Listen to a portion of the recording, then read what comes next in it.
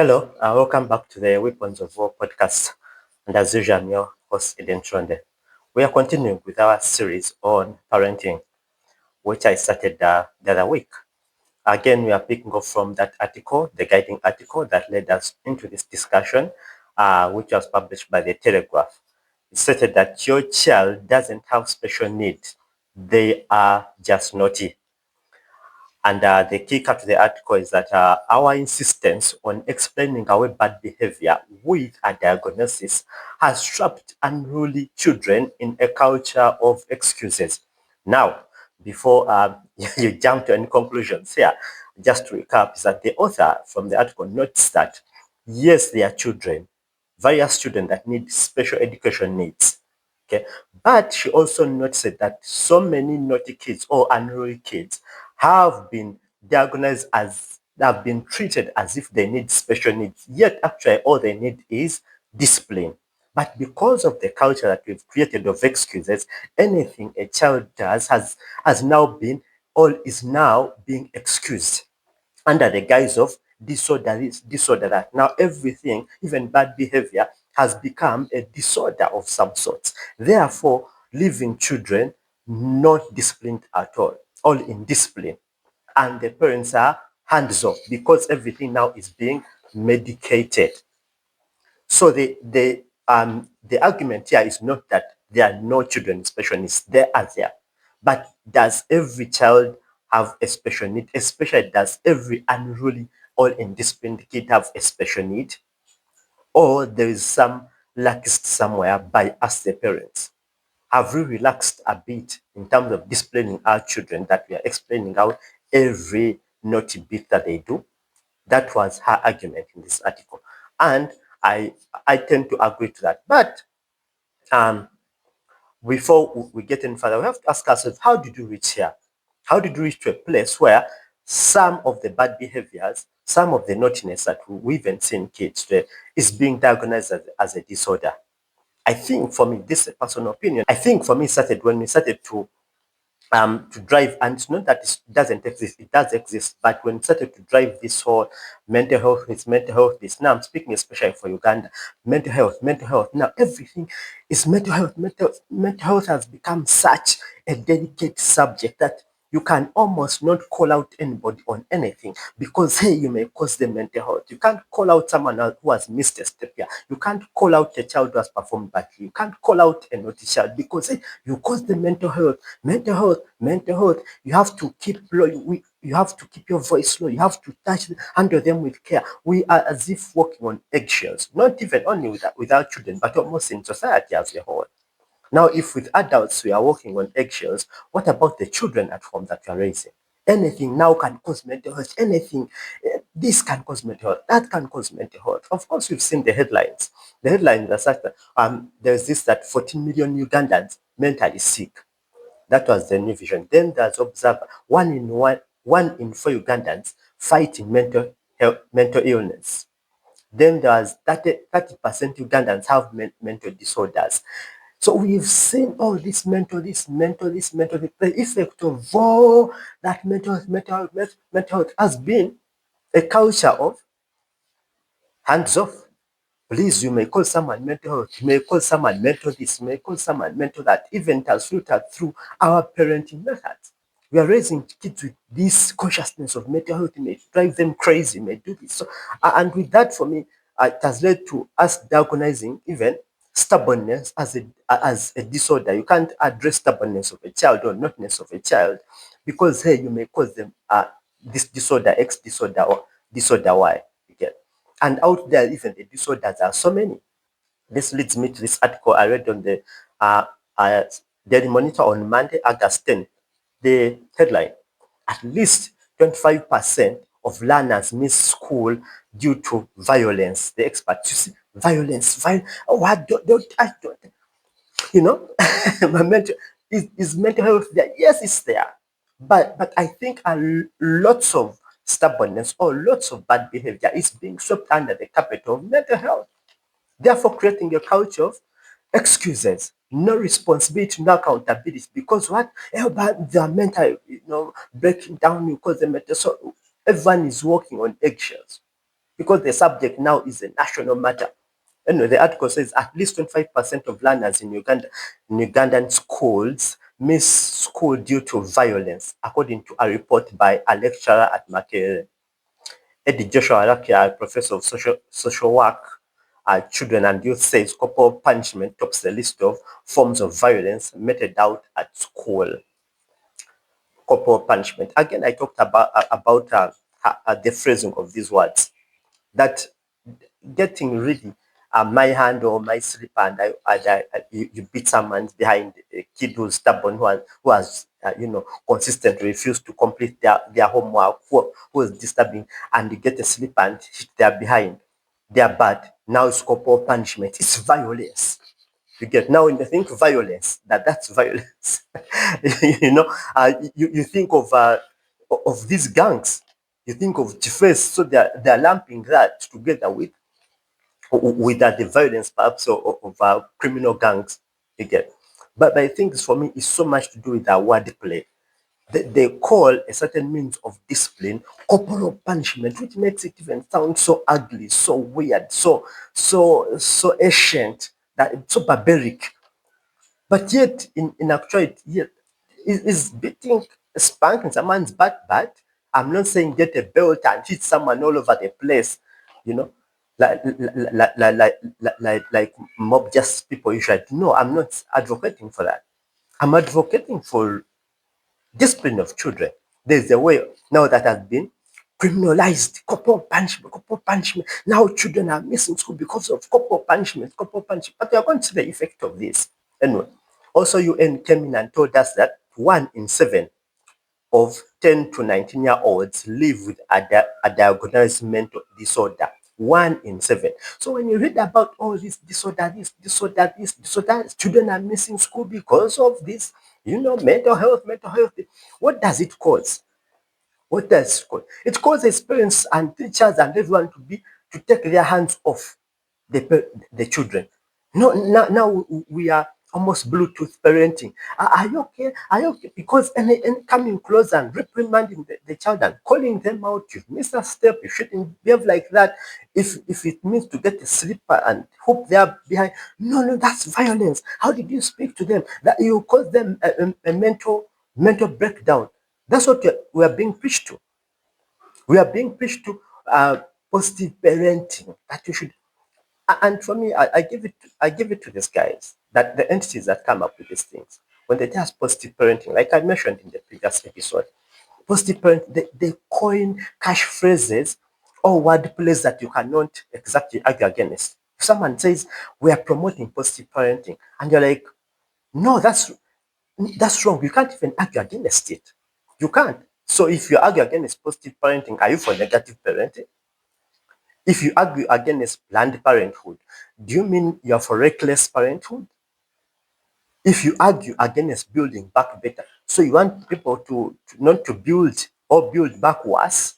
So they come up with these catchphrases that you almost cannot argue against.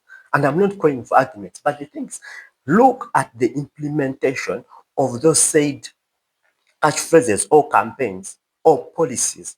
If you say Planned Parenthood, okay, what is Planned Parenthood? How are you carrying it out? If you say building back better, okay, the catchphrase sounds nice. How are you carrying it out?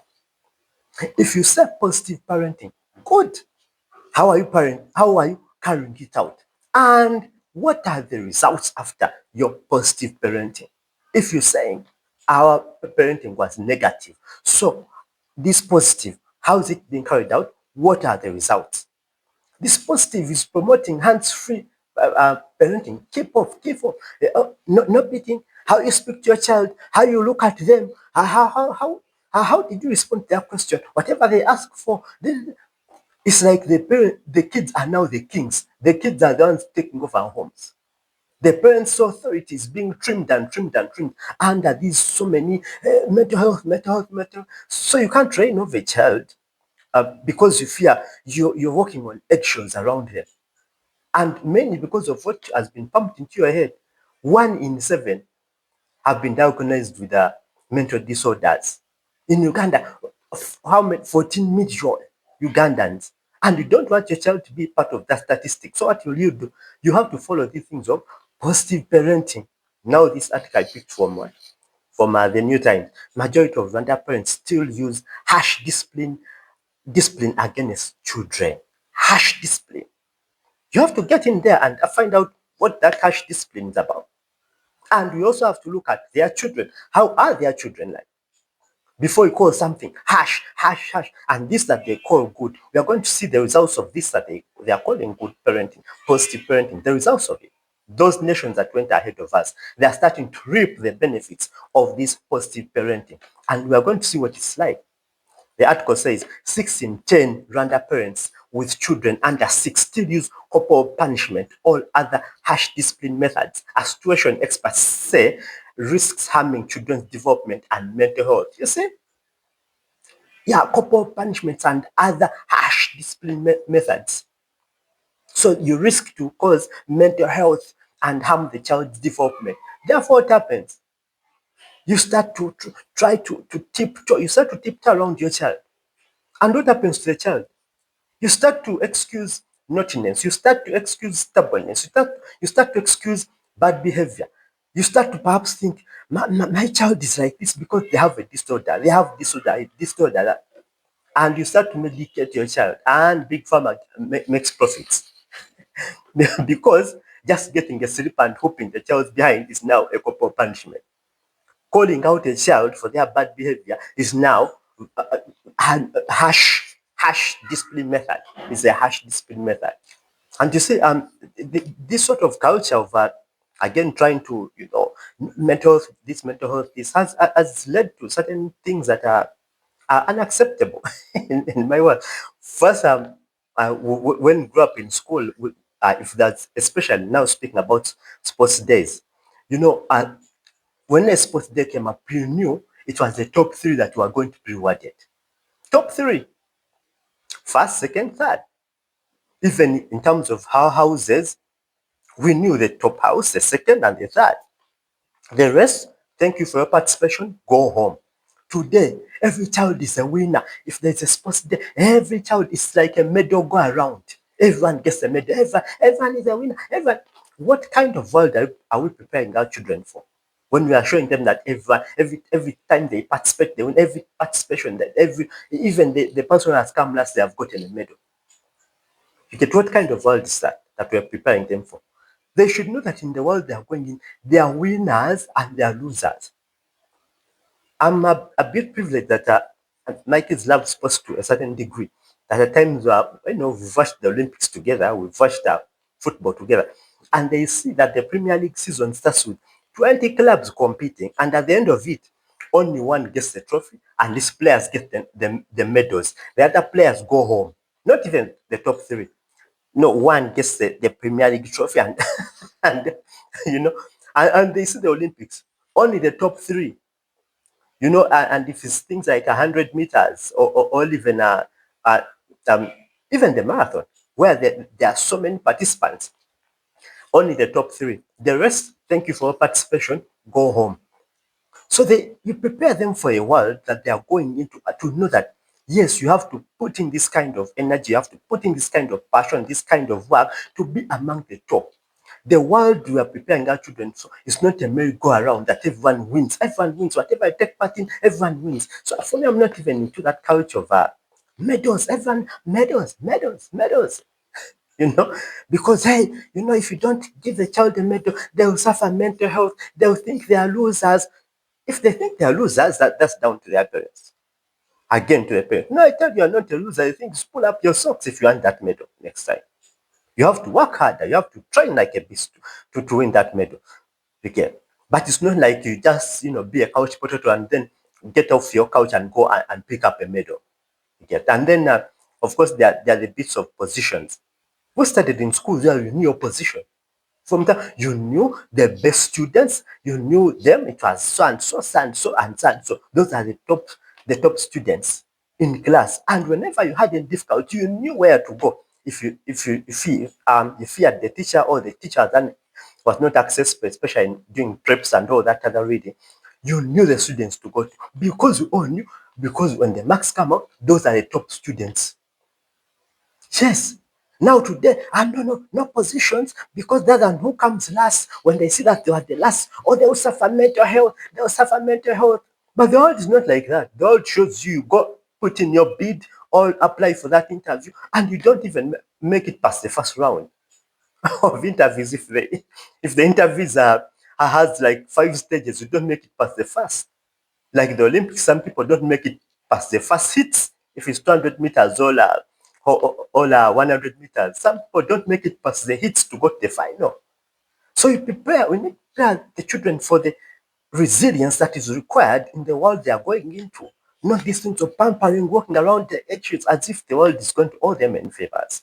Okay. We are not being realistic here. And we are doing our children a lot of disfavor by trying to appease them, appease this. And actually, in fact, speaking about the Premier League, it even gets more challenging. That's not just the one club that wins the trophy, but the bottom three, they are relegated. Yes, they are relegated in the bottom tier leagues. And others, the other three from the bottom tier leagues are promoted. So you have to show a child the correct world, prepare them for the correct world that they are going to live in. There's promotion and demotion.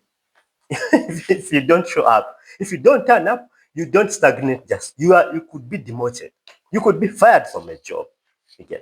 But this mental health, this working on eggshells, you can't reprimand the child, you can't call them out. They miss homework, they miss that.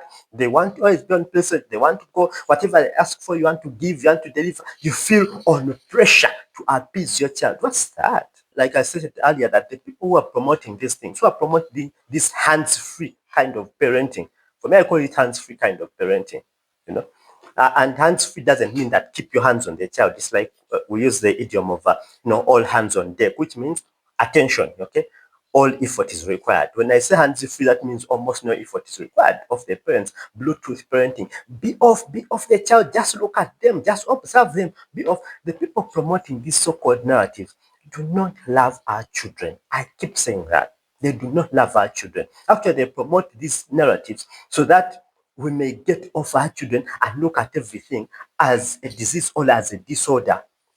These are the same people who are promoting these transgender things of children mutilating themselves. A child, they cut off a child's entire, flesh off here to make for them a male organ, the chop of their breasts. Okay, chop of breast hormones that change someone's sex, the kids, and they say that you can do this without a parent's consent. That for you, as long as you feel, you go for these life-altering surgeries, and they call that gender affirming care. Gender affirming care, when they are mutilating the children's genitals and whatever private parts, mutilating them and replacing them with fakes. And that is gender affirming care. You see how they call it, they coined for it a good catchphrase? Gender affirming. You may affirm, but when it comes to the other side, they call it corporal. It's so barbaric. Which of the two is barbaric? Me getting a slipper and hitting my child's back because they've done X, Y, Z and I'd warned them multiple times. That's corporal. And then this one mutilating your child and cutting off their breasts and cutting their arms to make them whatever. If you're a boy, they cut off your male organ. Which one is more barbaric? But in terms of wordplay, which one sounds okay? You will easily support gender affirming care. But in terms of implementation, which one is worse? And there are all manner of headlines. Toddler is kicked out of nursery for being transphobic as family blasts school for insanity. A toddler was just out of school because of being transphobic. The people who are telling us to be hands off our children, for them, they are putting their hands onto our children, teaching them all manner of things. And I saw this okay, to continue with that article, the child aged either 3 or 4 was suspended for abuse against sexual orientation and gender identity. Data from the Department of Education shows a child was just out of school. 3 or 4. I think the child disagreed with the gender thing. I think I think the child was coming from a home that actually is parenting, where the parents are after parenting. And we're like, no, not those things. And the child was just out of school for not agreeing to those things of genital mutilation of kids to change their sexes. And you find all manner of books in schools. I think this was in Florida. A judge rules Christian dad can opt out out young son from LGBTQ lessons. And then all these man of books that they are exposing kids to. Okay, and of course in Florida, the school district removed roughly 300 books last year. This was in 2023. They removed over 300 books from their library, from the school libraries. What were the books about? What are the books promoting? These gender ideologies.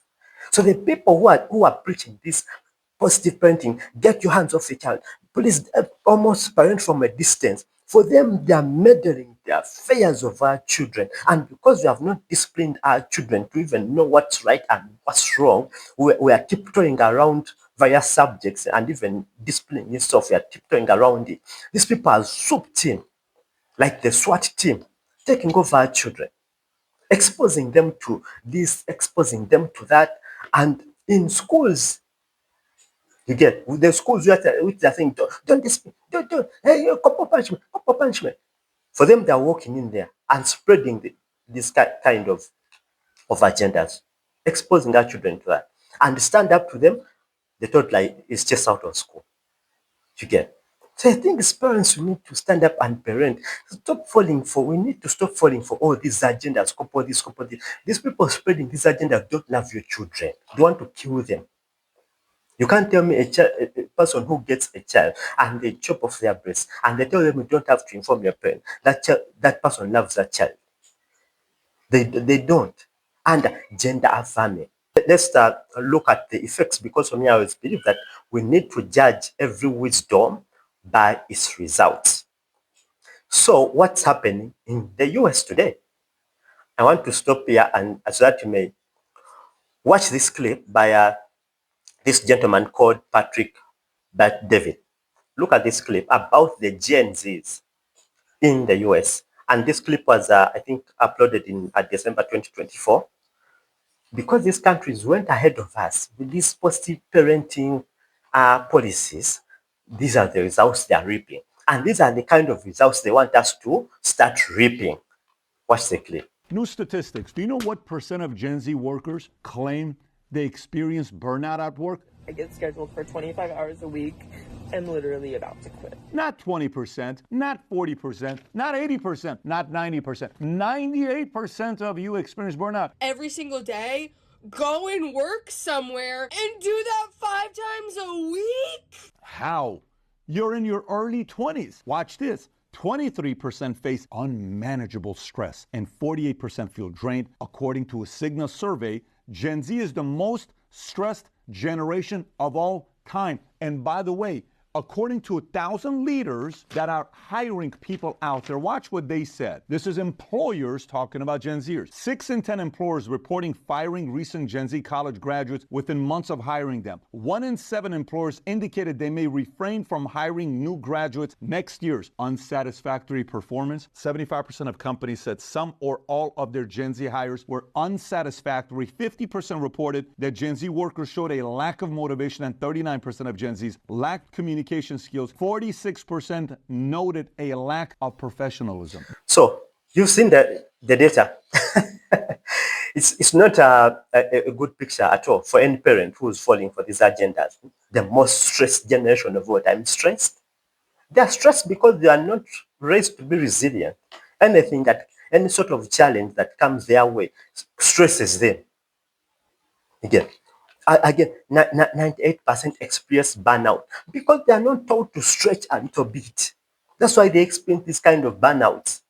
Yeah. I'll give an incident.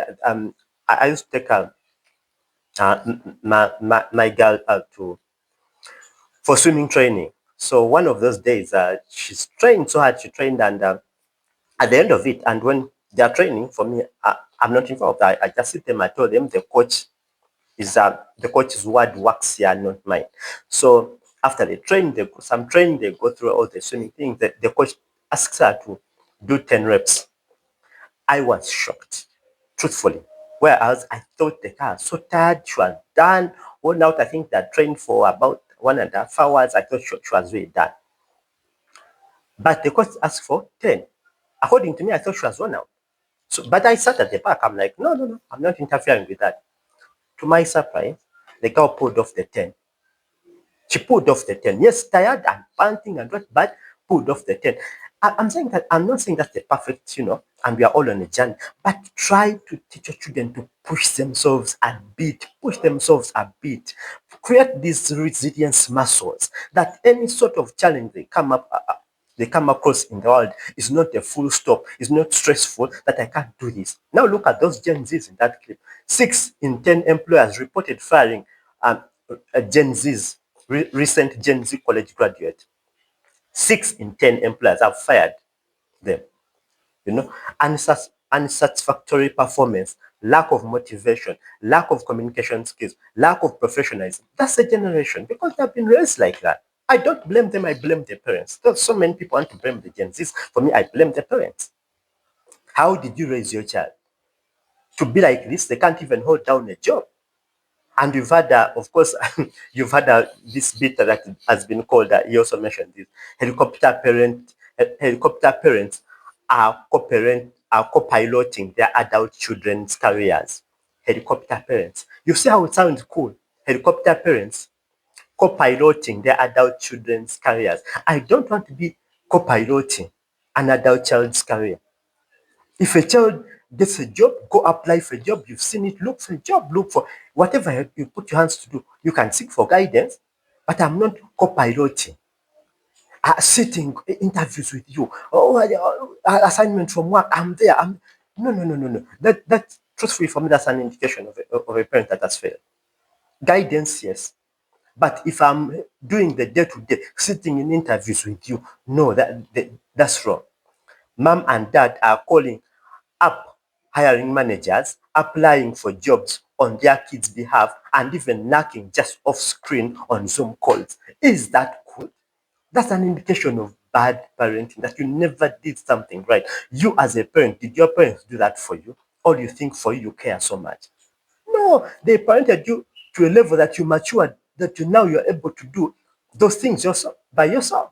Let's look at this clip from Fox that also returned some damning statistics about the Gen Zs in the US to show us the kind of children they want us to have in the near future if we adopt this policy they have out there of positive parenting and free parenting, tiptoeing around our children. Watch. A new survey revealing that more Gen Zers are bringing their parents to job interviews. 77% admit they've had mom or dad tag along for an interview, while more than half say their parents have spoken to a hiring manager on their behalf. And check this out, 73% have their parents help them complete work assignments. Here to react, campus reform reporter Emily Sturge. Emily, my mind's exploding when it comes to this story. I'm having trouble believing this is real, because when I think of this report and I think of my generation, all those numbers would have been zero across the board. So I guess my question to you is this really a thing among your peers?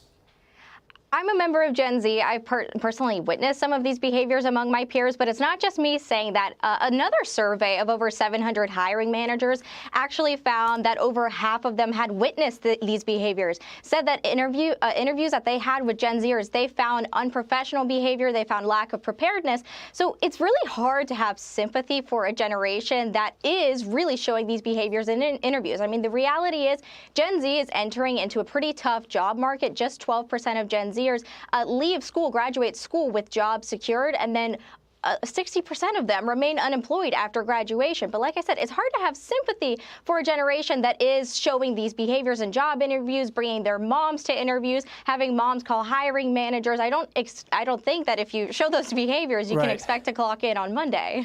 But it begs the question, why? Why is this happening? Because it's not normal. It's not the way it has been done since the dawn of time. Why is this happening right now with this generation? Gen Zers are still living at home with their parents due to things like high housing costs. And a 2023 poll actually revealed that 45% of 18 to 29-year-olds are still living at home. That's a level we haven't seen in this country since the Great Depression. So when you have parents helping you out with chores, making the financial decisions, actually handling all the decision making, it's not too shocking that when Gen Zers leave the home and go into the workplace, they expect some of that same treatment. And that's why we see so many Gen Zers still depending on parents, even when they're in the workplace. Okay, but are parents somewhat to blame for not letting their kids fail? You know, I think there's a parenting issue here. There's also an educational issue. I don't think parents are completely to blame. I think we also need to look at our college campuses and the coddling culture that's present there. And at the Leadership Institute's campus reform, I reported back when Trump won the election that universities like Georgetown University gave students milk and cookies and Legos and crayons to cope with the hard election results. Just this past spring, it was exam season at Indiana University. They gave students Care Bears and ice cream sundaes. So when universities are handing Generation Z ice cream sundaes and Care Bears, then they're leaving campuses. They have that mindset and they're taking it to the corporate world. So that's it. Parents going for interviews with their children. 77% admitted to bringing a parent to a job interview. 77%. Some of us even applied or got jobs without the knowledge of our parents.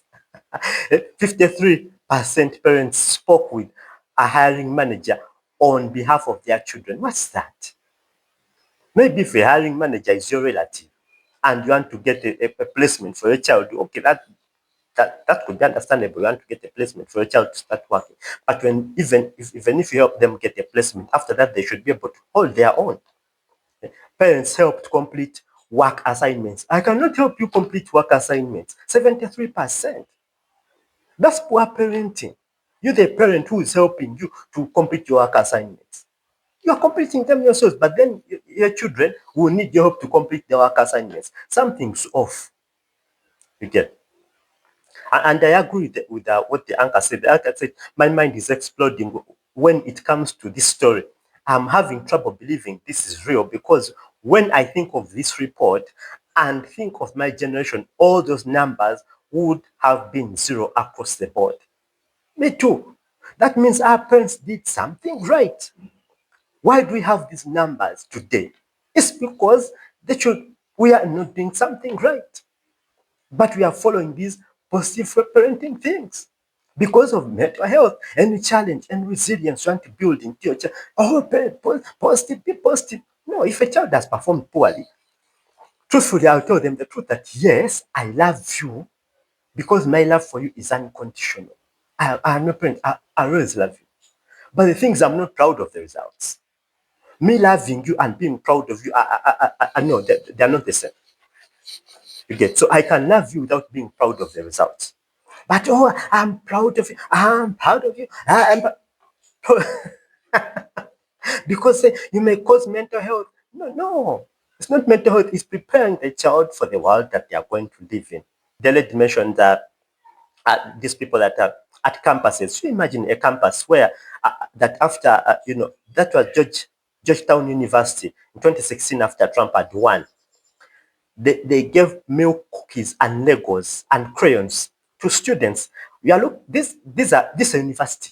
They are giving Legos, cookies, and crayons that to cope with the election result. They were mentally disturbed. They didn't expect Trump to win. They wanted Hillary Clinton to win. So the election is because of the election result turning out the way they didn't expect or they didn't want. So they bought them Legos, crayons, and cookies. Campus students. We are not talking about children in daycare or in nursery. What manner of students are those that you're buying crayons for? And these ones are, she mentioned that Indiana University, which gave children Care Bears and ice creams to cope with the exam pressure. Indiana University, Care Bears. They are there on the screen. Care Bears for university students. Apparently, the stress of the exam is too much, so we buy them Care Bears. Are those, so children are growing bodily, but in terms of emotional and not, they are not growing, they are remaining like toddlers. And that's the kind of parenting that they want us to have here. We have to toughen up with our children in certain aspects. I'm not saying be tough, these parents, of old, when they walk in, everyone, runs, scatters into the various corners of the house as if cockroaches when you have turned on the light. No, I'm not saying for that kind of parenting. But when you need to be tough, be tough. When it's time for playing, play. When it's time for business, mean business. But not all time is, being there, pampering this. They're going to grow up like this. University, buying them care bears because of exam pressure. And those are the positive parenting. Because if you speak up to your child, that's harsh discipline. Because when your child was nursery school or whatever, primary, and they were missing classes and doing things, you couldn't sit them down and speak to them because you couldn't get discipline and hope they are behind and tell them they have to do the right thing at the right time in the right place. You couldn't because you didn't want to cause them mental health problems.